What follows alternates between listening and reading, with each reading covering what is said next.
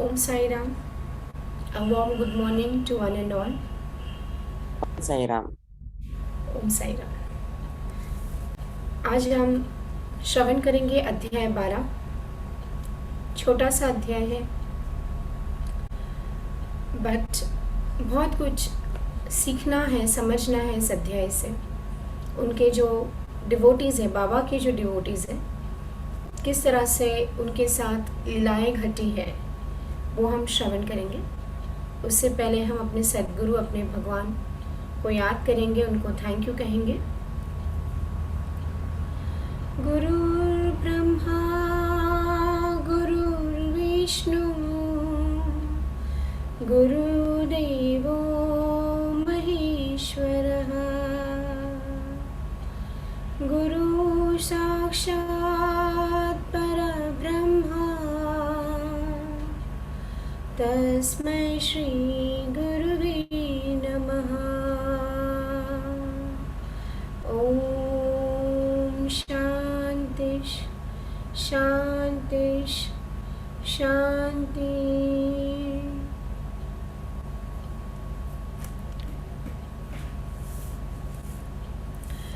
आज जैसे मैंने आपको कहा कि अध्याय छोटा है बट इसी के साथ मैं आज आपको दो ऐसी लीलाएं मैं बताऊंगी जो दो स्टॉन्च डिवोटीज़ के बारे में बताऊंगी जो आज भी ज़िंदा है, आज भी हेल्दी है और बाबा की उनकी किस तरह से कृपा बनी रही है वो हम उनकी जो लीला है, उनकी जो कथा है उससे हम आज जानेंगे।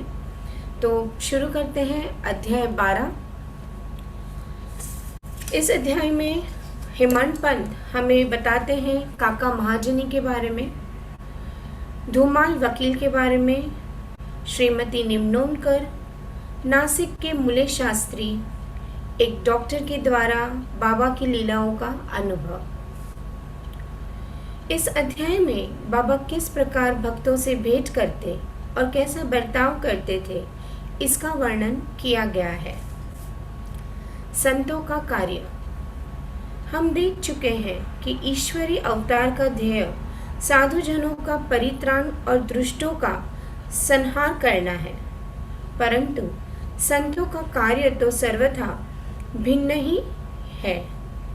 संतों के लिए साधु और दुष्ट प्राय एक समान ही है, यथार्थ में उन्हें दुष्कर्म करने वालों की प्रथम चिंता होती है और वे उन्हें उचित पद पर लगा देते हैं।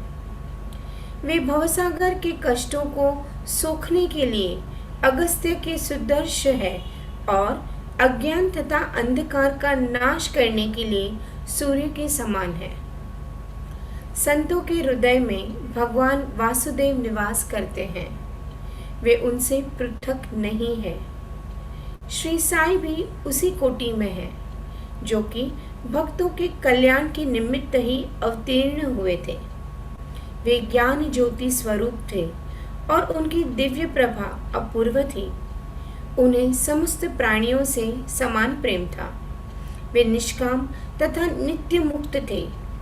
उनकी दृष्टि में शत्रु, मित्र, राजा और भिक्षुक सब एक समान थे। पाठकों, अब कृपया उनका यश श्रवण करें। भक्तों के लिए उन्होंने अपना दिव्य गुण समूह पूर्णतः ही प्रयोग किया और सदैव उनकी सहायता के लिए तत्पर रहे। उनकी इच्छा के बिना कोई भक्त उनके पास पहुंच ही ना सकता था। यदि उनके शुभ कर्म उदित नहीं हुए हैं तो उन्हें बाबा की स्मृति भी कभी नहीं आई और ना ही उनकी लीलाएं उनके कानों तक पहुंच सकी। तब फिर बाबा के दर्शनों का विचार भी उन्हें कैसे आ सकता था। अनेक व्यक्तियों की श्री साई बाबा के दर्शन की इच्छा होते हुए भी उन्हें बाबा के महासमाधिस्थ लेने तक कोई योग प्राप्त ना हो सका। अतः ऐसे व्यक्ति जो दर्शन लाभ से वंचित रहे हैं, यदि वे श्रद्धा पूर्वक साई लीलाओं का श्रवण करेंगे तो उनकी साई दर्शन की इच्छा बहुत कुछ सीमा तक तृप्त हो जाएगी। भाग्यवश यदि किसी को किसी प्रकार बाबा के दर्शन हो भी गए तो वो वहाँ अधिक ठहर ना सका। इच्छा होते हुए भी केवल बाबा की आज्ञा तक ही वो वहाँ रुकना संभव था और आज्ञा होते ही स्थान छोड़ देना आवश्यक हो जाता था। अतः यह सब उनकी शुभ इच्छा पर ही अवलंबित था। कहते हैं ना कि हम बाबा को नहीं चुनते, साई भक्ति हम नहीं चुनते फ्रेंड्स, बाबा हमें चुनते हैं। बाबा हमसे उनके हिसाब से उनकी भक्ति करवा लेते हैं। उनका तरीका बहुत ही अलग होता है। ऐसे कितने लोगों का मैंने सुना है, देखा है कि भले वो इतने साईं बाबा से जुड़े ना हो या शायद उन्होंने सिर्फ नाम ही सुना हो उनका, लेकिन जैसे जैसे वो कॉन्टैक्ट्स में आते हैं, साईं बाबा के बारे में उन्हें पता चलता है, तो वो और क्लोज उनके आ जाते हैं, वो काफ़ी क्लोज आ जाते हैं। लेकिन काफ़ी बार जो अपने आप को साईं भक्त बुलाते हैं या साईं डिवोटी बुलाते हैं, वो उतना बाबा के लिए या बाबा का श्रवण भी नहीं कर सकते, ना उनके ग्रंथ का श्रवण कर सकते हैं, ना उनकी लीलाएं सुन सकते हैं, ना उनका जाप कर सकते हैं। ये बहुत ही खूबसूरत बात कही है कि बाबा खुद अपने भक्तों को चुनते हैं। बाबा की जो भक्ति है वो बहुत आसान होते हुए भी काफ़ी लोग, हम में से काफ़ी लोग नहीं कर पाते हैं फ्रेंड्स। कोई भी रीज़न हो, कोई भी हम एक्सक्यूज़ देते हैं, बट सही तो यही है कि बाबा हमें चुनते हैं। बस वो एक होता है ना कि एक वो बर्निंग फायर होने की ज़रूरत है कि बाबा की भक्ति, बाबा का नाम स्मरण, बाबा की साईं सच्चरित्र पढ़ना है या सुनना है या बाबा का नाम लेना है। तो अगर किसी भी तरह से आप साईं बाबा से जुड़े हैं, भले आप कुछ नहीं तो सिर्फ एवरी थर्सडे को भी अगर आप पारायण सुनते हैं या सिर्फ थर्सडेज पारायण करते हैं या फिर थर्सडे को सिर्फ मंदिर में जाते हैं बाबा के, या बाबा के सिर्फ दर्शन करने के हेतु से आप जाते हैं, या सिर्फ ओनली थर्सडेज फास्ट करते हैं, ये भी बहुत बड़ी बात है फ्रेंड्स। बाबा आपसे करवा के लेते हैं, बट बाबा ये भी देखते हैं कि जो उनकी डिवोटीज़ है उनकी साधना कैसी है, वो कितने लायक है, कौन से अनुभव के लायक है। ये भी बहुत इम्पोर्टेंट बात होती है। बाबा को सब पता है, जिसका जैसा भाव वैसा अनुभव देते हैं। आगे हम पढ़ेंगे कि किस तरह से उन्होंने अलग अलग डिवोटीज़ को कैसा अनुभव दिए हैं। आते हैं काका महाजनी पर। एक समय काका महाजनी मुंबई से शिरडी पहुँचे। उनका विचार एक सप्ताह ठहरना और गोकुल अष्टमी उत्सव में सम्मिलित होने का था। दर्शन करने के बाद बाबा ने उनसे पूछा, तुम कब वापस जाओगे? उन्होंने बाबा के इस प्रश्न पर आश्चर्य सा हुआ। उत्तर देना तो आवश्यक ही था, इसलिए उन्होंने कहा, जब बाबा आज्ञा दे। बाबा ने अगले दिन जाने को कह दिया। बाबा के शब्द कानून थे जिनका पालन करना नितांत आवश्यक था। काका महाजनी ने तुरंत ही प्रस्थान किया। जब वे बंबई में अपने ऑफिस में पहुंचे तो उन्होंने अपने सेठ को अति उत्सुकता पूर्वक प्रतीक्षा करते पाया। मुनिम के अचानक ही अस्वस्थ हो जाने के कारण काका की उपस्थिति अनिवार्य हो गई। सेठ ने शिरडी को जो पत्र काका के लिए भेजा था वो बंबई के पते पर उनको वापस लौटा दिया गया। बाबा को तो सब पता था, उन्हें पता था कि काका महाजनी की प्रेजेंस ऑफिस में ज़्यादा है, इसलिए उन्होंने नेक्स्ट डे ही काका महाजनी को भेज दिया ऑफिस के लिए। जितना भी सिर्फ आपकी इच्छा होनी बहुत ज़रूरी है फ्रेंड्स।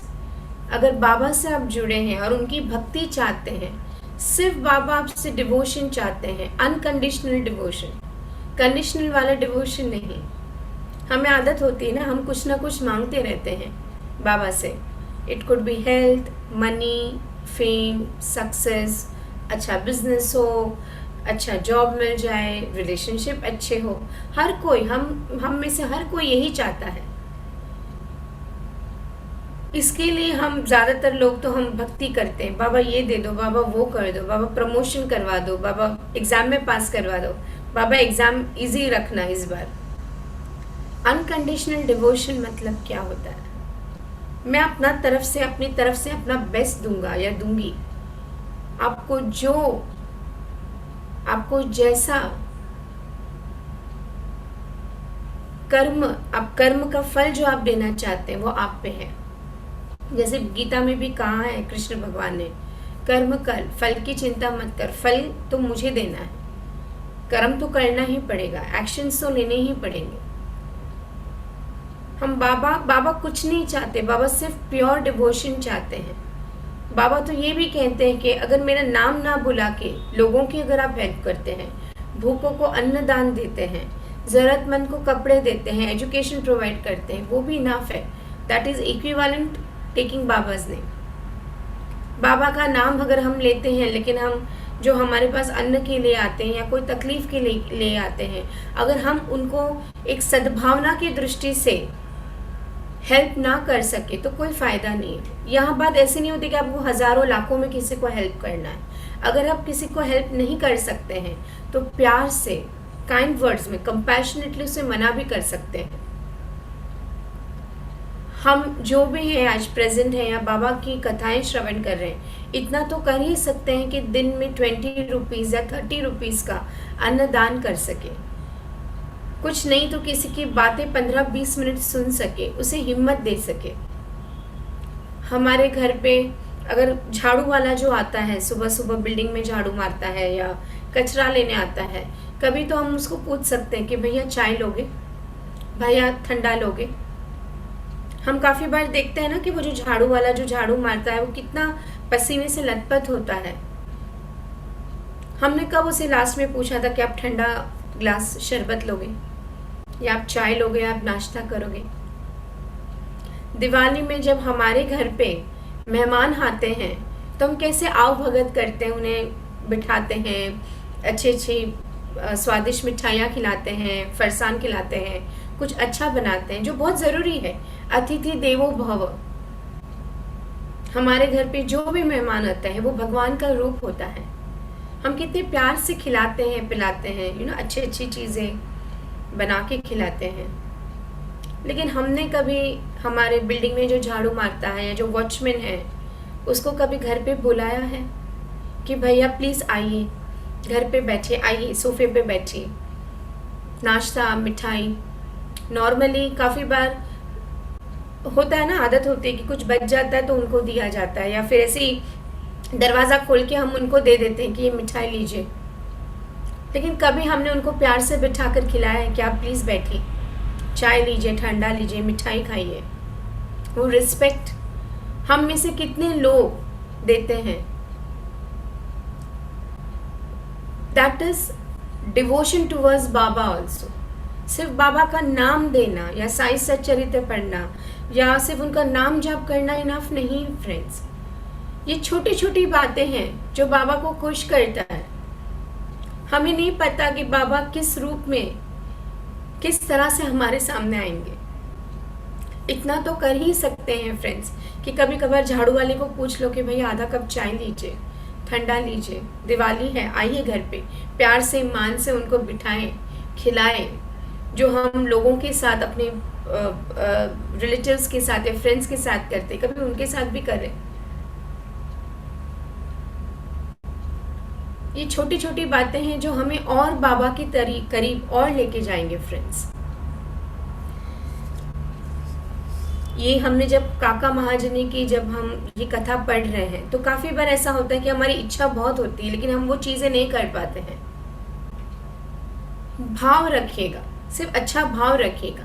किसी को हेल्प करना ना फ्रेंड्स, मैं लिख के देती हूँ, अगर आपको दिल से किसी को हेल्प करना है ना वो सामने से आ जाएगा, लेकिन आपके भाव प्योर होने ज़रूरी है।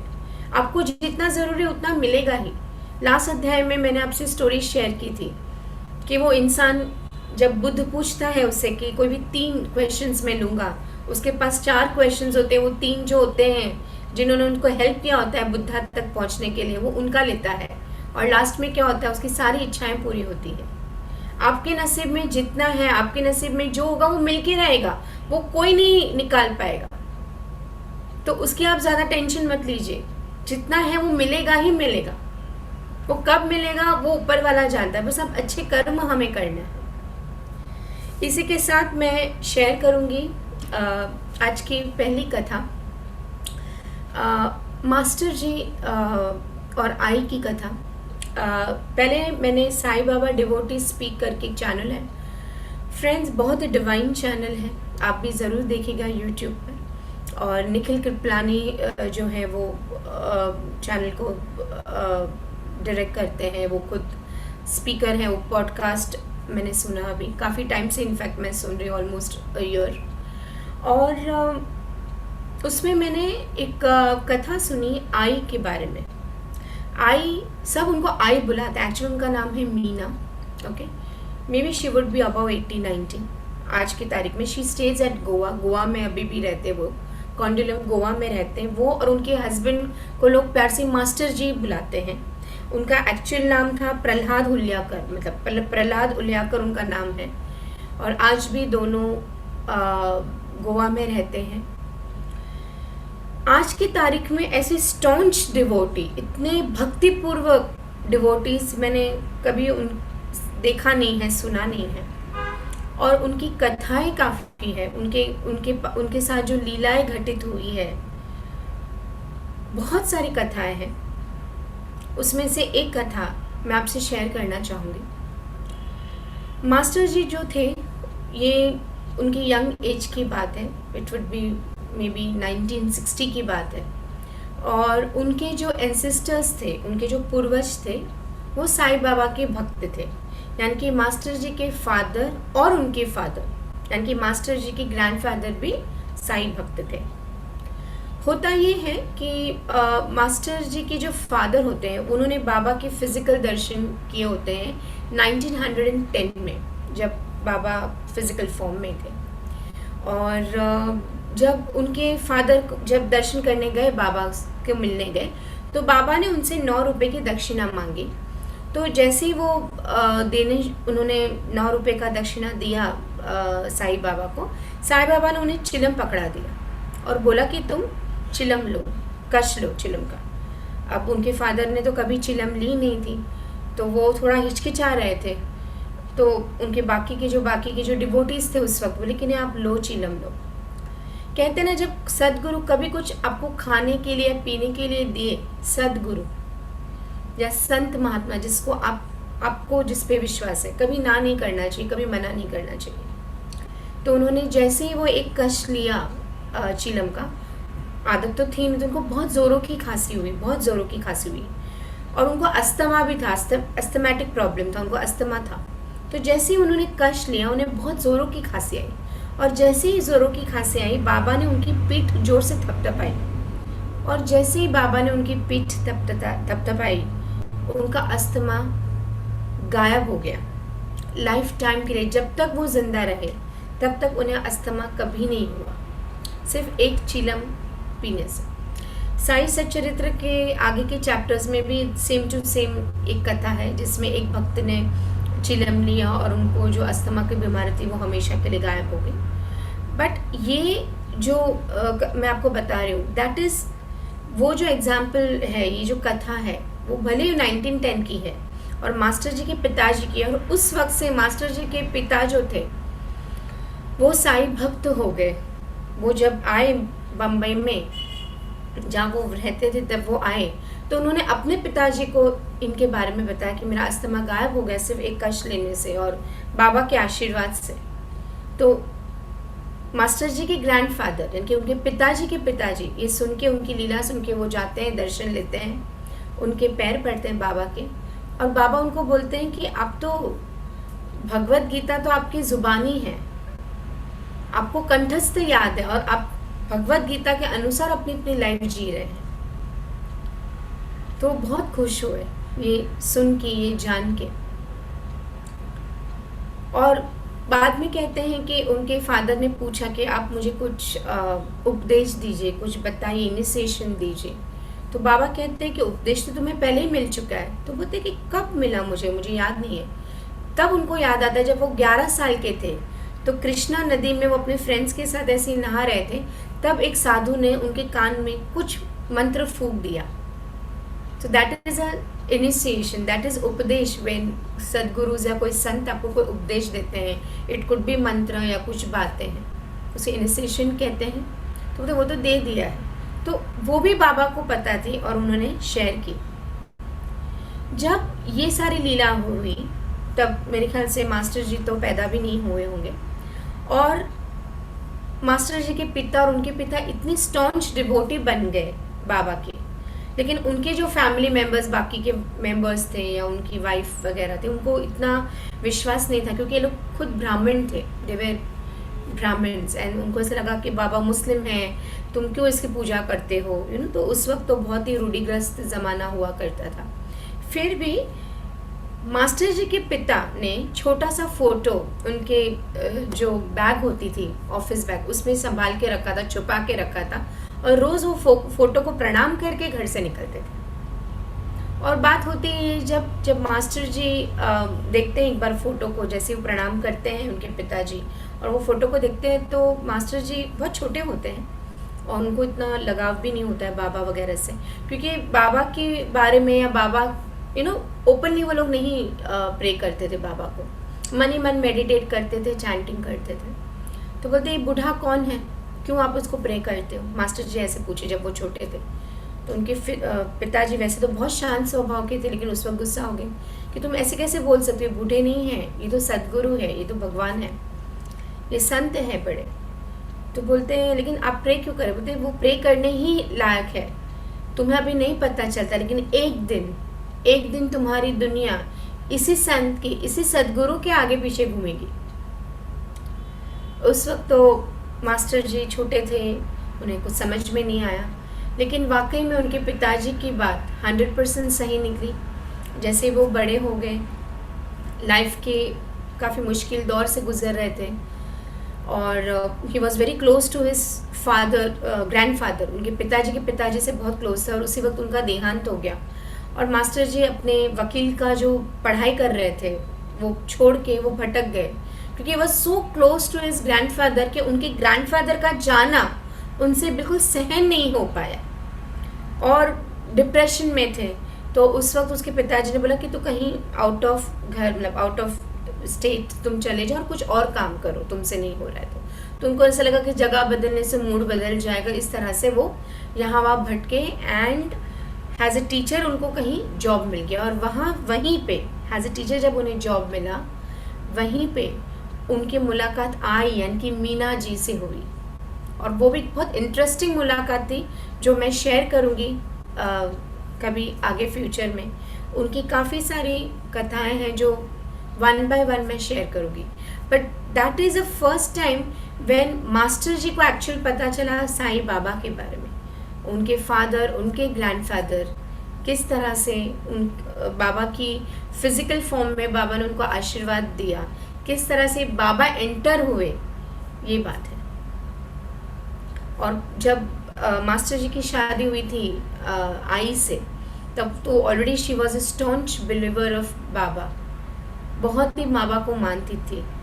तो अभी भी दोनों जिंदा हैं, और भगवान करे उनकी तबीयत और अच्छी हो। बहुत लोग उनके पास आते हैं आज की तारीख में, कॉन्डोलिम गोवा में रहते हैं। अभी कुछ समय से शायद उन्होंने बंद कर दिया है लोगों को, बिकॉज उनकी हेल्थ दोनों की अच्छी नहीं रहती है, बट कहते कि आई में बाबा की वाणी है, आई जो बोलती है वो आज की तारीख में भी हो जाता है। काफ़ी डिवोटीज़ मिलते हैं, ना बोलने के बावजूद कुछ थोड़े से समय के लिए बात करके घंटों बैठे रहते हैं आज भी, लेकिन इतने स्टॉन्च बिलीवर हैं। तो इस तरह से बाबा की कृपा उनकी फैमिली पे होगी। तो ये यहाँ से शुरुआत होती है उनके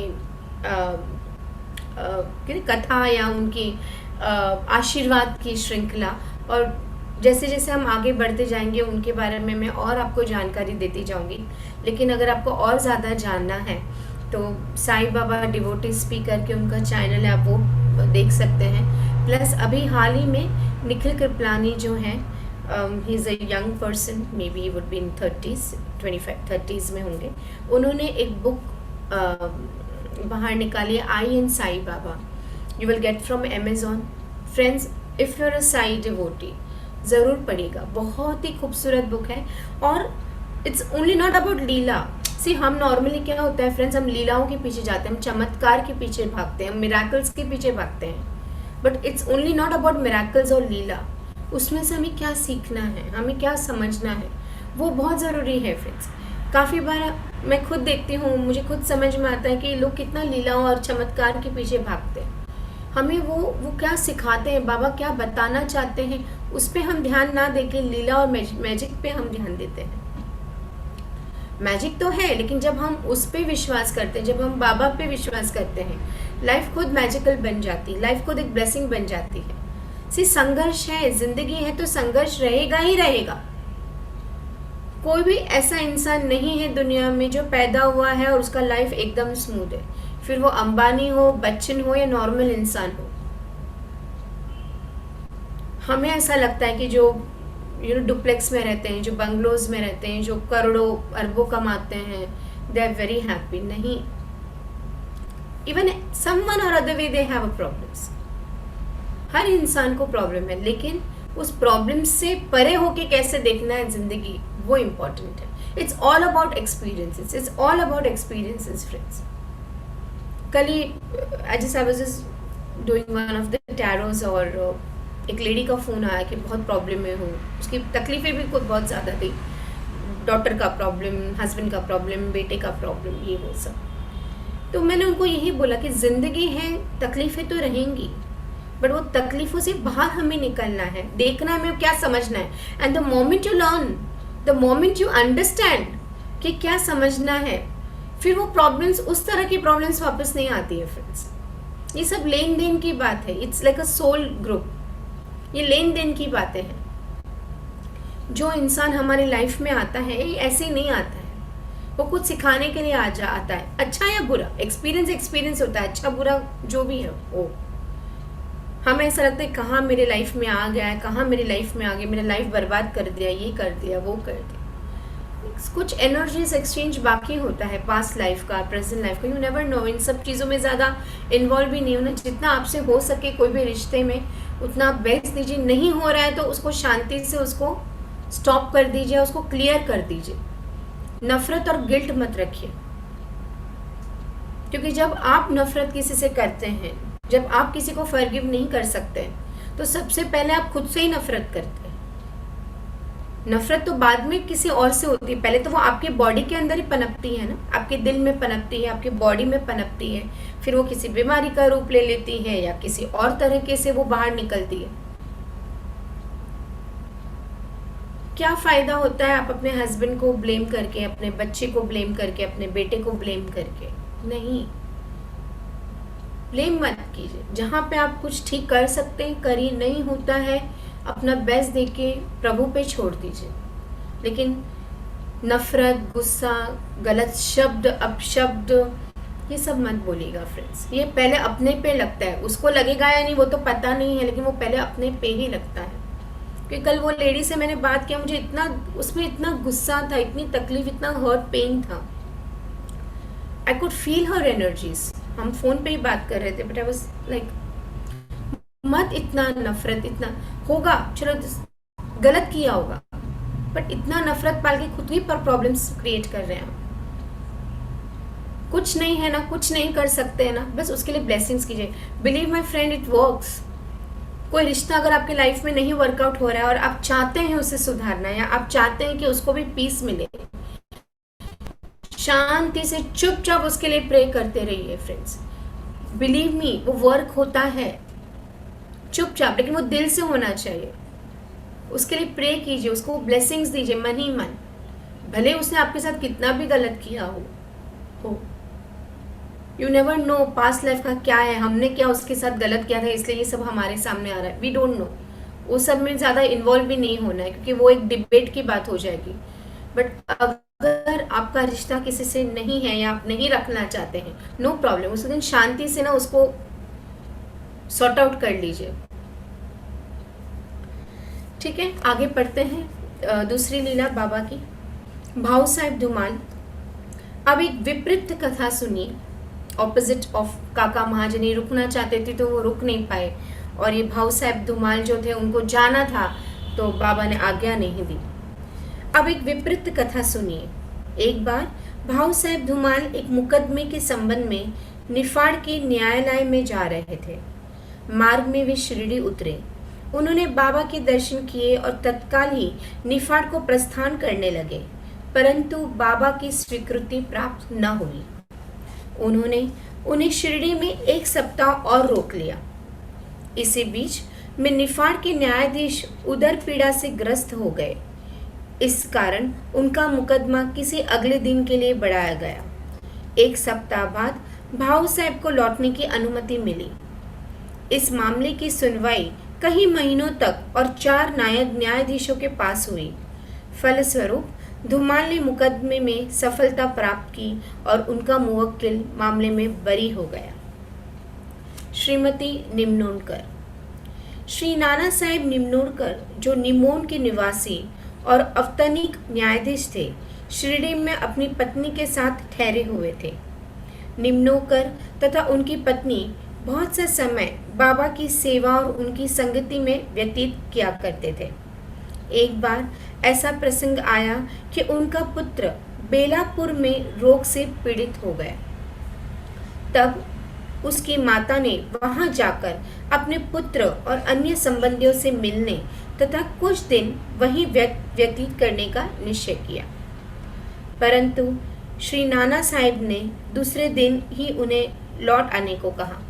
उनके बेटे को ठीक नहीं था और उनकी वाइफ चाहती थी कि अपने बेटे को भी मिलूं और कुछ दिन सगे संबंधियों से भी मिलके आऊं, लेकिन उनके हस्बैंड जो थे निम्नोडकर, श्री निम्नोडकर ने मना कर दिया उनकी वाइफ को। वे असमझ में पड़ गई कि अब क्या करना चाहिए, परंतु बाबा ने सहायता की। शिरडी से प्रस्थान करने से के पूर्व वे बाबा के पास गई। बाबा साठेवाड़े के समीप नाना साहिब और अन्य लोगों के साथ खड़े हुए थे। उन्होंने जाकर चरण वंदना की और प्रस्थान करने की अनुमति मांगी। बाबा ने उनसे कहा, शीघ्र जाओ, घबराओ नहीं, शांत चित्त से बेलापुर में 4 दिन सुखपूर्वक रहकर सब संबंधियों से मिलो और तब शिरडी आ जाना। बाबा के शब्द कितने सामायिक थे।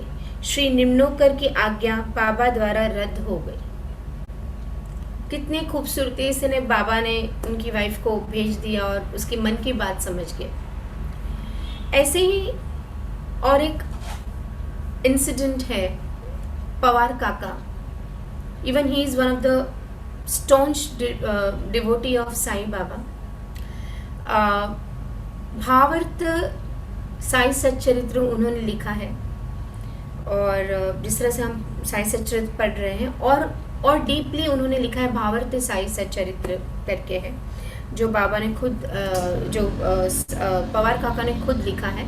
And even he was granted that permission from Baba itself. Baba ने उन्हें प्रेरित किया लिखने के लिए।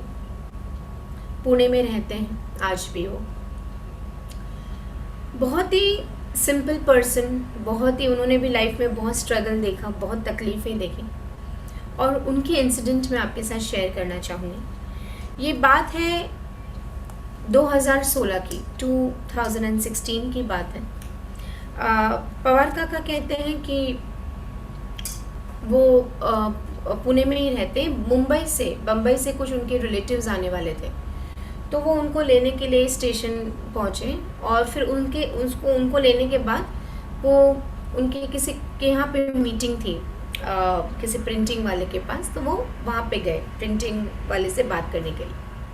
अब होता यूँ हुए कि वो पवार काका और वो जो प्रिंटिंग का जो पर्सन होता है, जो जिनसे वो मिलने गए थे, दोनों बातचीत कर रहे होते हैं। साइड पे जाके बात करते हैं, कोने में ट्रैफिक वगैरह काफ़ी रहता था, बट वो साइड पे जाके बात करते हैं। तभी ऐसी होती है बात कि एक फ़कीर आता है पवार काका के पास। देखिए दोनों ही हैं, लेकिन वो आते हैं पवार काका के पास, और पवार काका से वो बोलते हैं कुछ भिक्षा दे दो। तो और वो फ़कीर ऐसे साईं बाबा जैसा दिखता नहीं था, बट नॉर्मल फ़कीर ही था, ऐसे कपड़े और हाथ में वो धुनी वगैरह, वो नॉर्मल ही था वो। और ऐसा भी नहीं कि वो बाबा जैसा दिखता था। तो पवार काका ने उन्हें 10 रुपए का नोट दिया। ये 2016 की बात है और इट इज़ 29 दिसंबर 2016, 29 दिसंबर 2016 की बात है। 10 रुपया दिया तो वो बोल रहे कि और भिक्षा चाहिए, और भिक्षा दो। तो पवार काका ने, दया आ गई पवार काका के पास, जो भी था 40-50 रुपए से ज़्यादा नहीं होंगे, तो उन्होंने जितना था उन्होंने उतना दे दिया। तो वो बोलते हैं कि अभी 2 किलो मुझे आटा दे दो। तो पवार काका बोलते हैं कि आटा यहाँ मैं आपको कैसे दूँ बाबा, और मेरे पास तो अभी पैसे ही नहीं है, मैंने जो भी था आपको दे दिया मैंने पैसा, क्योंकि वो तो गाड़ी में आए थे, अपने जो भी रिश्तेदार थे उनको घर पे छोड़ के वो गाड़ी लेके ये प्रिंटिंग वाले को मिलने आए थे। तो उनके पास जो थोड़े बहुत पैसे थे तो उन्होंने पूरी तरह से वो फ़कीर को दे दिया। तो बोले मेरे पास तो पैसे ही नहीं है और यहाँ पे कोई ऐसे आटे की दुकान भी नहीं है कि मैं आपको कैसे भी करके दूँ। तो वो बोलते कि कोई बात नहीं, मैं ले लूँगा, ऐसे फ़कीर बोलता है। और तब फ़कीर अपने इसमें से, झोली में से कुछ एक आध कॉइन लेके पवार काका को देता है। तो बोलते कि बेटा तो इसको रख और इसको तिजोरी में रख, बहुत बरकत होगी तेरी। और पवार काका उस वक्त वो डिस्कशन में होते हैं और उनको लगता है ठीक है, और वो ऐसे भी बोलते कि मैं शिरडी से आया हूँ। तो पवार काका को थोड़ा 1 सेकंड के लिए ऐसा लगता है शिरडी की बात कैसे कर रहा है, ना साईं बाबा की बात हुई ना ऐसे मैंने कुछ नॉर्मली लोग काफ़ी और पेंडेंट पहनते हैं, वो अंगूठियाँ पहनते, तो ऐसा लगता है नहीं साईं भक्त है, लेकिन पवार काका ने तो ऐसा कुछ पहना ही नहीं था। और वो बोलते मैं शिरडी से आया हूँ। तो थोड़ा पवार काका को सरप्राइज होता है, लेकिन पवार काका ने उतना ध्यान से वो कॉइन को भी नहीं देखा। वो कॉइन लेकर उनको कुछ प्लास्टिक के पाउच में कुछ कॉइन देते हैं। तो पवार काका थैंक यू बोल के आशीर्वाद कि भाई फ़कीर ने दिया, तो लिहाजा आशीर्वाद के रूप में वो ले लेते हैं और वो फ़कीर वहाँ से चला जाता है। वो आते हैं घर पे और अपनी वाइफ को सारी बातें करते हैं और बोलते हैं देखो ये कोई फ़कीर ने दिया है, देख लो, रख लो, एज अ प्रसाद के रूप में, आशीर्वाद के रूप में ही रख लो। तो पवार काका को इस सब में इंटरेस्ट नहीं होता है क्या है क्या नहीं, उन्होंने जो मिलता होता है कॉइन वो दिया अपनी वाइफ को और अपने काम में लग गए। फिर उनकी वाइफ जब वो कॉइन को दिखती है बोलती कि आपको पता है ये क्या है। पवार काका को बोलते क्या है, कॉइन है ना। बोलते लेकिन किसका कॉइन है, तो बोलते पता नहीं मुझे। तो बोलते ये तो चांदी का सिक्का है। उसकी वाइफ बोलती है, उनकी वाइफ बोलती है, तो बोलती चांदी का सिक्का है। बोलते हाँ देखो, एक तरफ पे श्री लिखा होता है और पीछे लक्ष्मी जी का फोटो होता है। बोलते ये तो चांदी का सिक्का है। पवार काका कहते कि मुझ में इतनी समझ नहीं है मैं सोना चांदी पीतल में कुछ फ़र्क कर सकूं। और वो खुद सरप्राइज्ड हो जाते हैं। तो बोलते कि लेकिन वो तो फ़कीर था, कैसी हालत थी और उसने एक कॉइन दिया। बोलते तो चांदी का सिक्का है। तो वो अपनी वाइफ को बोलते कितने का होगा साधारण। तो उसकी वाइफ बोलती है 500-600 का तो होगा ही एक कॉइन। तो वो एकदम सरप्राइज हो जाते, एकदम एकदम इमोशनल हो जाते हैं कि ये तो मेरे बाबा हैं। नॉर्मली कोई भी फ़कीर, कोई भी ऐसे गरीब या कोई भिखारी ऐसे कोई दे के नहीं जाता है, और उन्होंने चांदी का सिक्का दिया तो वो बहुत एकदम इमोशनल हो जाते कि अरे मेरे बाबा आए थे और मैं पहचान भी नहीं पाया, ना मैं उनके पैर पड़ पाया, ना कुछ नहीं कर पाया मैं। और उनको बहुत अफसोस होता है कि उन्होंने मुझसे 2 किलो आटा मांगा, मैं वो भी नहीं दे पाया। वो ही सोचे रहते हैं, उनको इतना दुख होता है कि मेरे बाबा आए और मैं कुछ नहीं कर पाया, बहुत अफसोस होता है उनको।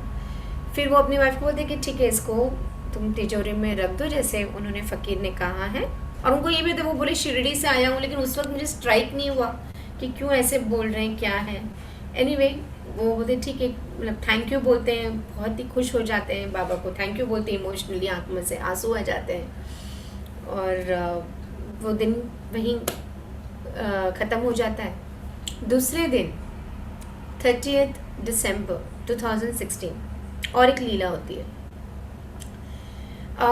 वहाँ पे माहिर नाम का कोई NGO है पुणे में, और वो लोग जो विकलांग बच्चे होते हैं या लेडीज़ होती है जिनका कोई आगे पीछे नहीं होता, उनका वो सहारा देते हैं। It's like an NGO, help वगैरह करते हैं। तो वो संस्था से पवार काका को कॉल आता है और पवार काका को बोलते हैं कि हम यहाँ पे कंपटीशन रख रहे हैं, स्पोर्ट्स कंपटीशन विकलांग बच्चों के लिए। तो वैसे तो सब तैयारियां हो चुकी, लेकिन कुछ हेल्प चाहिए हमको आपसे। तो पवार काका तो वैसे भी दानी होते हैं, हेल्पफुल होते हैं। बोलते हैं हाँ हाँ बोलिए ना, आपको आप मुझसे क्या एक्सपेक्ट कर रहे हैं, आपको मुझसे क्या हेल्प चाहिए, जितना हो सके मैं पक्का करूँगा। तो बोलते नहीं, बाकी तो सब कुछ हो गया है, लेकिन सिर्फ आटे का बंदोबस्त नहीं हुआ है, फ्लोर का बंदोबस्त नहीं हुआ है, आटे का बंदोबस्त नहीं हुआ है। अगर आप कुछ आटा स्पॉन्सर कर सके तो हमारे लिए बहुत अच्छा रहेगा। बाकी तो सब हो गया है खाने पीने का, लेकिन आटे का कुछ बंदोबस्त नहीं हुआ है। और पवार काका बहुत खुश हो जाते कि चलो मेरे बाबा ने, मेरे साईं ने मुझे एक मौका दिया कि मैं, क्योंकि अगले दिन पिछले दिन जब बाबा बोल रहे थे मुझे 2 किलो आटा चाहिए, तब वो दे नहीं पाए, तो उनको बहुत अफसोस हुआ कि मैं नहीं दे पाया। तो बाबा ने क्या किया, उनको और एक मौका दिया, और वो उन्होंने तुरंत वो मौका लिया। उन्होंने अपनी वाइफ को बोला 2 गुनी भर के गेहूँ लेके आटा पिसवा देते हैं, और ये NGO है माहिर नाम का, उसको वहाँ पे हमको देना है। तो उसकी वाइफ बोलती ठीक है कोई बात नहीं। तो 50 किलो के 2 सैक होते हैं, 2 गुनी 50-50 किलो के, वो लेके जाते हैं, वो उनको दे देते हैं वहाँ पे। बहुत दिल से उन्होंने वो दान किया होता है। बाबा देते भी अबंडेंस में है, और बाबा ये भी देखते हैं कि जब आपको वो अबंडेंस मिलता है आप कितना दिल से दे पाते हो। पवार काका ने इतना बड़ा दिल रख के वो दिया NGO को, और बहुत खुश हो गए, बहुत तृप्त हो गए। तीसरे दिन 31 दिसंबर 2016 एक जिनका उनके पास फ़ोन आता है। कोई युवराज नाम का एक लड़का होता है, कराड़ में रहता होता है। और युवराज के बारे में काका पवार ये कहते हैं कि जब वो बहुत छोटा था तो उसके पेरेंट्स को शिरडी ऐसी दर्शन के लिए लेके गए, और वहाँ पे बहुत छोटा था। तो बोलते थे कि शिरडी पहले ऐसी नहीं थी, ये ऐसा नहीं था, यहाँ पे वॉल नहीं था, यहाँ पे ऐसा था, यहाँ पे ये घर नहीं था। तो नो वन नोज कि क्या था, उसका कोई पास्ट लाइफ कनेक्शन होगा। बट ये जन्म में युवराज बहुत ही बाबा का भक्त था। Even he was very staunch devotee. बहुत शांत लड़का रहता था, बहुत शांत रहता था, बट वो बाबा को बहुत मानता था। ज़्यादा किसी से बात नहीं करता था। बोलते ना, एक साईं भक्त दूसरे साईं भक्त को पहचान लेता है, तो ये ऐसी बात होती। वो पवार काका को भी जानता था, पवार काका भी उसको बचपन से जानते थे, और बहुत शांत। He was like a hermit type of person, एक साधु जैसा इंसान, ज़्यादा बात नहीं करता था किसी के साथ। उसका फ़ोन आता है पवार काका पे। तीसरी कथा है, तीसरी लीला है बाबा की। और फ़ोन आता है तो बोलता है कि कैसे हैं आप पवार काका, पुणे में ही हो? बोलते हैं हाँ मैं पुणे में ठीक हूँ, आप कैसी है? बोलते बस ठीक हूँ। बोलता तो वो थोड़ा सरप्राइज भी हो जाते कि बंदा नॉर्मली कभी ज़्यादा फ़ोन नहीं करता, अचानक क्या हो गया। तो बोलते बस ऐसे ही मिलने आना था, आप घर पे हो ना? बोलते हाँ मैं घर पे हूँ, आ जाओ, आएंगे, आओ बैठो बात करते हैं। तो बोलते हैं कि हाँ कल बाबा आए थे ना आपके पास, परसों भी आए थे बाबा आपके पास, मैं आता हूँ। तो वो फ़ोन पे ऐसी बातें हो रही थी, तो पवार काका थोड़े सरप्राइज हो गए थे, क्या बात कर रहे हैं? बोलते मैं आता हूँ ना आपके घर पे। तो बोलते हाँ हाँ आ जाओ, बात करते हैं। आते हैं घर पे, उनकी वाइफ चाय नाश्ता देती है, बात करते हैं, यहाँ वहाँ की बातें होती हैं। फिर पवार काका उसको पूछते हैं युवराज तो क्या बोल रहा था, बाबा आए थे? तो बोलते हैं मैंने कब बोला बाबा आए थे, क्या बोल रहे हैं आप? बोला अरे तूने ही तो फ़ोन पे बोला कि कल बाबा आए थे ना आपको मिलने के लिए। तो वो एकदम सरप्राइज हो जाता है युवराज। बोलते नहीं मैंने नहीं बोला, मैंने ऐसे कुछ बात ही नहीं किया। बोलते अरे मैंने खुद अपने कानों से सुना, तूने फ़ोन पे बोला कि कल बाबा आए थे, मैं अभी आता हूँ आपके साथ बात करने के लिए। तो बोलते मुझे तो कुछ याद ही नहीं है। यानी कि बाबा ने वो कंफर्मेशन भी भेज दिया युवराज के थ्रू कि भाई मैं ही आया था, मेरी ही लीला थी, मुझे तुमसे ये कार्य करवाना था। इसलिए पवार काका खुद कहते हैं कि बाबा खुद अपने भक्तों को चुनते हैं। जैसे हमने ये कथा में सुना कि कितने लोग रुकना चाहते थे, नहीं रुक पाए। इवन जब तक बाबा फिजिकल बॉडी में थे, काफ़ी लोग, काफ़ी डिवोटी देखना चाहते थे, मिलना चाहते थे, दर्शन करना चाहते थे, फिर भी नहीं कर पाए फ्रेंड्स। ये बाबा के कर्म है। इसलिए मैं हमेशा कहती हूँ अगर हम ये श्रवण कर रहे हैं, ये बाबा की ब्लेसिंग्स है, हम कुछ नहीं कर रहे। मुझे मैसेज आता है, कॉल आता है कि आप इतना आप सुबह 5 बजे आप साई सच्चरिता का पारायण कर रही हैं, सेवा कर रही हैं। मैं हमेशा होता मैं कुछ नहीं करती, वो बाबा करवा रहे हैं मुझसे, and I feel blessed and we all are blessed कि हम उनकी कथाएं श्रवण कर रहे हैं। मैं कुछ भी नहीं कर रही हूँ, मेरी वो लेवल ही नहीं है, बाबा ही ये सारी अनुभूति करवा रहे हैं।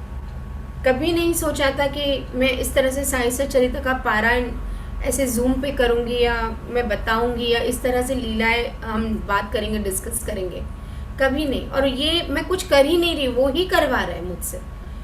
तो जो भी है, always thank Baba, the same way I thank Baba. मैं कुछ नहीं कर रही, वो ही करवा रहे हैं, वो ही करता धरता है। तो अगर आप भी आज ये श्रवण सुन रहे हैं, ये उनकी लीला है। कितने लोग चाहते हैं कि सुबह उठे 5 बजे, मैं लिंक भी भेजती हूँ, काफ़ी लोग नहीं अटेंड कर पाते हैं, मुझे मैसेज करते रहे उठने नहीं हुआ, ये काम आ गया, वो काम, इट्स फाइन, कोई फर्क नहीं पड़ता। ये कर्म भी उतने उदित होने चाहिए कि आप ये सुन सके उनकी लीला। ऐसे कुछ लोग भी हैं जो बाबा से इतने जुड़े नहीं है, लेकिन रेगुलरली वो पारायण सुनते हैं। ऐसे लोग हैं जो बहुत बाबा को मानते हैं, जिनके मैंने मुंह से इतना सुना है साईं बाबा के बारे में, लेकिन अटेंड नहीं कर पाते। Maybe there would be some other reason, I don't know. तो वी ऑल आर ब्लेस्ड। तो बाबा की इच्छा अनुसार ही हो रहा है जो भी हो रहा है फ्रेंड्स। तो जितना हो सके, इसीलिए मैं आपको एक बात बताती हूँ। जब स्टार्टिंग में व्हेन आई स्टार्टेड दिस पारायण, तो मुझे पता नहीं था how I am going to do, मैं किस तरह से करूँगी, मुझे जूम वगैरह मुझे नहीं समझता। I really thank to my husband,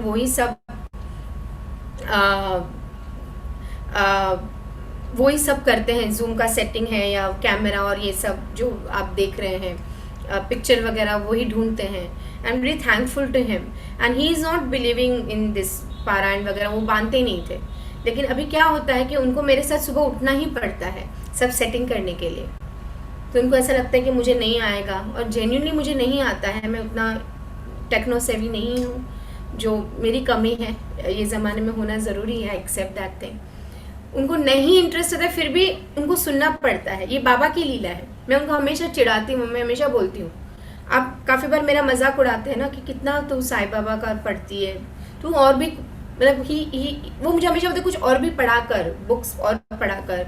लेकिन मैं कभी भी जाती तो मैं हमेशा साईं बाबा की कोई भी बुक उठा लेती हूँ, साईं बाबा की वीडियोस देखती हूँ। तो मुझे हमेशा कुछ और भी पढ़ा कर, कितना पारायण करेगी, कितनी बार पढ़ेगी। लेकिन वो उस वक्त तो मैं काफ़ी बार गुस्सा भी हो जाती थी कि ये बुक नहीं, ये पोथी है, अगर आपको ठीक नहीं लगता आप मुझे मत रोकिए, let me do what I am doing it. उन्हें सुनना पड़ता है कंपल्सरी, ये बाबा की लीला है। तो ये तो स्टार्टिंग में जब मैं 2 बार जब मैंने पारायण किया, मुझे बाबा ने ना बताया था कि अन्नदान के बारे में बताया कर। I got a message from Baba कि अन्नदान के बारे में बताया कर। तो इनिशियली 2 पारायण में शायद मैं भूल गई। उसके बाद जब I was doing my normal prayers and everything, तो मुझे लिटरली बाबा बोला कि तू क्यों भूल जाती। मैं बताया ना तुम्हें कि अन्नदान के लिए बात किया कर, अन्नदान के लिए बोल लोगों को। एंड पर्पसली मैं याद करके बोलती हूँ अन्नदान के बारे में। वो बाबा ही बुलवा रहे हैं मुझसे, ताकि मैं खुद भी करूँ और आप लोगों को भी बताऊँ कि बाबा क्या चाहते हैं। It's not about money. 1000 रुपये, लाख रुपए की कोई ज़रूरत ही नहीं है फ्रेंड्स। मैंने बताया 20 रुपये, 30 रुपये के केले, बिस्किट, आई थिंक सो उतना तो हम सब अफोर्ड कर सकते हैं। हफ्ते में 3 दिन, 4 दिन, जितना हो सके उतना। महीने का अगर आपको लग रहा है 500 रुपये का दान करना है, 1000 रुपये का दान देना है, कभी खिचड़ी देना है, भले इतनी आप खिचड़ी पैकेट में करके दो, आप वो ही करवाते हैं और वो ही बताते हैं। सो ऐसी लीलाएं भी होती रहती है, हमारे साथ भी होती रहती है, एंड आई एम श्योर आप लोगों के साथ भी होती रहती होंगी। तो ऐसी कुछ भी अगर लीलाएं हैं, ऐसे कुछ भी मैसेजेस हैं, आई वुड रियली वांट कि आप लोग भी शेयर करें मेरे साथ। तो बाकी के जो भी डिवोटीज़ हैं, जो भी पार्टिसिपेंट्स हैं जो सुनना चाहते हैं, वो सुने हमारे साथ। ठीक है, अभी लास्ट एक पैराग्राफ के बाद ये अध्याय समाप्त करूँगी। आगे हम पढ़ते हैं नासिक के मूल्य शास्त्री ज्योतिष के बारे में। ओके, किस तरह से एक ज्योतिष को अपने जो आराध्य देव बाबा में दिखाई दे और किस तरह से बाबा ने उनको दिखाया वो चीज़। नासिक के कर्मनिष्ठ अग्निहोत्र ब्राह्मण थे जिनका नाम मूले शास्त्री था। उन्होंने 6 शास्त्रों में का अध्ययन किया था और ज्योतिष तथा सामुद्रिक शास्त्र में भी पारंगत थे। वे एक बार नागपुर के प्रसिद्ध करोड़पति श्री बापू साहेब बूटी से भेंट करने के बाद अन्य सज्जनों के साथ बाबा के दर्शन करने मस्जिद में गए। बाबा ने फल बेचने वाले से अनेक प्रकार के फल और अन्य पदार्थ खरीदे और मस्जिद में उपस्थित लोगों में उनको वितरित कर दिया। बाबा आम को इतनी चतुराई से चारों ओर से दबा देते थे कि चूसते ही संपूर्ण रस मुंह में आ जाता तथा गुठली और उन छिलका तुरंत फेंक दिया जा सकता था। बाबा ने केले छिलकर भक्तों में बांट दिए और उनके छिलके अपने लिए रख लिए। हस्तरेखा विशारद होने के नाते मूले शास्त्री ने बाबा के हाथ का परीक्षण करने की प्रार्थना की, परंतु बाबा ने उनकी प्रार्थना पर कोई ध्यान न देकर उन्हें 4 केले दिए। खुद एस्ट्रोलॉजिस्ट थे, पामिस्ट थे, तो उनकी इच्छा थी कि मैं बाबा का भी हाथ देखूं, लेकिन बाबा ने अपना हाथ नहीं दिखाया। ऊपर से उनको 4 केले आशीर्वाद के रूप में दे दिए। इसके बाद सब लोग वाड़े को लौट आए। अब मूले शास्त्री ने स्नान किया और पवित्र वस्त्र धारण कर अग्निहोत्र आदि में जुट गए। बाबा भी उनके अपने नियम अनुसार लेंडी को रवाना हो गए। जाते जाते उन्होंने कहा कि कुछ गेरू लाना, आज भगवा वस्त्र रेंगेंगे। बाबा कहते हैं अपने डिवोटीज जो थे, कुछ गेरू लाना, आज भगवा वस्त्र लेंगे। गेरू यानी कि ऑरेंज कलर का जो गेरू होता है, जिसे पता है अगर हम दिवाली वगैरह में वो ऑरेंज कलर का हम लगाते हैं, उसके बाद हम कलर्स होते हैं दिवाली के जो हम रखते हैं, वो गेरू। गेरू यानी कि वन सॉर्ट ऑफ मिट्टी होती है ऑरेंज कलर की। और आज भगवा वस्त्र रेंगेंगे यानी कि ऑरेंज कलर के कपड़े पहनेंगे। बाबा के शब्दों का अभिप्राय किसी को समझ में ना आया। कुछ समय के बाद बाबा लौटे। अब मध्य बेला की आरती की तैयारियां प्रारंभ हो गई थी। बापू साहेब जोग ने मूले से आरती में साथ लाने के लिए पूछा, यानी कि वो बापू साहेब जोग को बोलते हैं कि वो मूले शास्त्री को भी आरती के लिए, दोपहर के आरती के लिए बुला लो। उन्होंने उत्तर दिया कि वे संध्या समय बाबा के दर्शनों को जाएंगे। तब जोग अकेले ही चले गए। वो जाते ही जोग उनको बोलते हैं कि बाबा आप आरती में आओ, तो बोलते नहीं नहीं मैं तो शाम को ही जाऊंगा। इसलिए जोग अकेले ही बाबा के मध्य आरती में आ गए। बाबा के आसन ग्रहण करते ही भक्त लोगों ने उनकी पूजा की। अब आरती प्रारंभ हो गई। बाबा ने कहा, उस नए ब्राह्मण से कुछ दक्षिणा लाओ। बूटी स्वयं दक्षिणा लेने को गए और उन्होंने बाबा का संदेश मूले शास्त्री को सुनाया। अब करोड़पति सेठ एक नॉर्मल एस्ट्रोलॉजर पामिस्ट के पास दक्षिणा लेने जाता है, वो भी बाबा के कहने पर। वे बहुत बुरी तरह घबरा गए। वे सोचने लगे कि मैं तो एक अग्निहोत्र ब्राह्मण हूँ, फिर मुझे दक्षिणा देने का क्या उचित है। वो खुद ही सोच रहे थे मूले शास्त्री कि मैं दक्षिणा क्यों दूँ, जब मैं तो ब्राह्मण हूँ, मैं बाबा को दक्षिणा कैसे दे सकता हूँ। माना कि बाबा महान संत है, परंतु मैं तो उनका शिष्य नहीं हूँ। फिर भी उन्होंने सोचा कि जब बाबा सरी के महान संत दक्षिणा मांग रहे हैं और बूटी सरी के करोड़पति लेने को आए हैं, तो वे अवहेलन कैसे कर सकते हैं, वो मना कैसे कर सकते हैं। जब बूटी जैसा करोड़पति दक्षिणा लेने के लिए बाबा उसको भेज सकते, तो मैं कैसे ना बोलूं। इसलिए वे अपने कृत्य को अधूरा ही छोड़कर तुरंत बूटी के साथ मस्जिद को जाते हैं। वे अपने को शुद्ध और पवित्र तथा मस्जिद को अपवित्र जानकर कुछ अंतर से खड़े हो गए और दूर से ही हाथ जोड़कर उन्होंने बाबा के ऊपर पुष्प फेंके। वो खुद अग्निहोत्र ब्राह्मण होते हैं, तो उनको ये थोड़ा सा कंफर्टेबल नहीं होता है मस्जिद, बाबा को ज़्यादा क्लोज आना वगैरह। उनको वो मानते थे कि बाबा महान संत है, लेकिन बोलते ना वो भेद की दीवार अभी भी था, वो डिफरेंस की दीवार अभी भी उनके दिमाग में कहीं ना कहीं थी। दूर से ही वो फूल बरसा रहे थे बाबा पे। एकाएक उन्होंने देखा कि बाबा के आसन पर उनके कैलाशवासी गुरु घोलप स्वामी विराजमान थे। अपने गुरु को वहां देखकर उन्हें महान आश्चर्य हुआ। कहीं यह सपना तो नहीं है? वो सोचते हैं सपना तो नहीं है। नहीं नहीं नहीं, ये सपना नहीं है।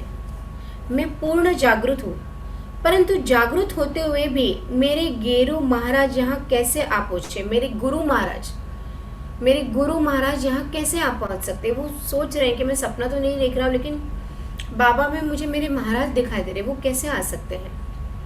कुछ समय तक उनके मुंह से एक भी शब्द ना निकला। उन्होंने अपने को चिकोटे लिए और पुनः विचार किया। अपने आप को उन्होंने चिमटा भरा कि मैं सच्ची में सपना देख रहा हूँ या जेन्युइनली क्या है हकीकत समझ में। वो तो कैलाश निवासी है, तो मैं कैसे देख सकता हूँ अपने गुरु को? परंतु वे निर्णय ना कर सके कि कैलाशवासी गोलब स्वामी मस्जिद में कैसे आ पहुंचे। फिर सब संदेह दूर करके वे आगे बढ़े और गुरु के चरणों पर गिर हाथ जोड़कर स्तुति करने लगे। दूसरे भक्त तो बाबा की आरती गा रहे थे, परंतु मूले शास्त्री अपने गुरु के नाम की ही गर्जना कर रहे थे। फिर सब जाति पाति का अहंकार तथा पवित्रता और अपवित्रता की कल्पना त्याग कर वे गुरु के श्री चरणों में पुनः गिर पड़े। मूले शास्त्री अपने गुरु का स्वरूप उन्होंने देखा, और जैसे ही उन्होंने अपने गुरु का स्वरूप देखा वो अपने आप को रोक नहीं सके, और जो उनके दिमाग में वो जो एक अहंकार था, वो जो एक डिफरेंस था कि ये अच्छा, ये बुरा, ये मुस्लिम, ये हिंदू, ये सब चला गया और वो गुरु के चरणावंदन करने लगे और उनके बारे में उनकी स्तुति गाने लगे। उन्होंने आंखें मूंद ली, परंतु खड़े होकर जब उन्होंने आंखें खोली तो बाबा को दक्षिणा मांगते हुए देखा। बाबा का आनंद स्वरूप और उनकी अनिर्वचनीय शक्ति देख मूले शास्त्री आत्मविस्मृत हो गए। उनके हर्ष का पारावार न रहा। उनकी आंखें आश्रुपूरित होते हुए प्रसन्नता से नाच रही थी। उन्होंने बाबा को पुनः नमस्कार किया और दक्षिणा दी। मूले शास्त्री कहने लगे कि मेरे सब संशय दूर हो गए। आज मुझे अपने गुरु के दर्शन हुए हैं। बाबा की यह अद्भुत लीला देखकर सब भक्त और मूले शास्त्री द्रवित हो गए। गेरू लाओ, आज भगवा वस्त्र रेंगेंगे। बाबा के इन शब्दों का अर्थ अब सबकी समझ में आ गया। ऐसे अद्भुत लीला श्री साई बाबा की ही थी। एक स्टॉन्च डिवोटी डॉक्टर के बारे में हम जानेंगे। एक समय एक मामलतदार अपने एक डॉक्टर मित्र के साथ शिरडी पधारे। डॉक्टर का कहना था कि मेरे इष्ट श्री राम है, मैं किसी यौवन को मस्तिष्क ना नमाऊंगा। अतः वे शिरडी जाने से असहमत थे। कुछ लोग होते हैं ना जो अपने इष्ट प्रभु, इष्ट भगवान को ही नमन करते हैं, उनकी ही भक्ति गाते हैं, किसी और को वो नहीं मानते हैं। तो ये और एक डॉक्टर ऐसे थे। मामलतदार ने समझाया कि तुम्हें नमन करने के लिए कोई बाध्य ना करेगा, ना ही कोई ऐसे करने को कहेगा। अतः मेरे साथ चलो, आनंद रहेगा। उनके फ्रेंड वो चाहते थे कि वो बाबा को मिले, दर्शन करे, इसलिए वो कहते कि कोई तुम्हें ज़बरदस्ती नहीं करेगा कि तुम नमन करो, तुम दक्षिणा करो, कोई ज़बरदस्ती नहीं करेगी, बस तुम मेरे साथ आओ, चलो। वे शिरडी पहुंचे और बाबा के दर्शन को गए, परंतु डॉक्टर को ही सबसे आगे जाते देख और बाबा की प्रथम चरण वंदना करते देख सबको बड़ा विस्मय हुआ। लोगों ने डॉक्टर से अपना निश्चय बदलना और इस भांति एक यौवन को दंडवत करने का कारण पूछा, क्योंकि पहले ही कह चुके थे कि मैं किसी यौवन को नहीं नमूंगा और मैं प्रे नहीं करूंगा, मैं पैर नहीं करूंगा, और अचानक देखते हैं कि वो ही सबसे आगे जा रहा है चरण वंदना करने के लिए, प्रेयर्स करने के लिए। तो सब बहुत आश्चर्यचकित हो जाते हैं कि क्या हो गया इसको। डॉक्टर ने बतलाया कि बाबा के स्थान पर उन्हें अपने प्रिय इष्ट देव श्री राम के दर्शन हुए और इसलिए उन्होंने नमस्कार किया। अब वे ऐसा कह रहे थे, तभी उन्हें साईं बाबा का रूप पुनः दिखने लगा। वे आश्चर्यचकित होकर बोले, क्या यह स्वप्न है? ये यौवन कैसे हो सकते हैं?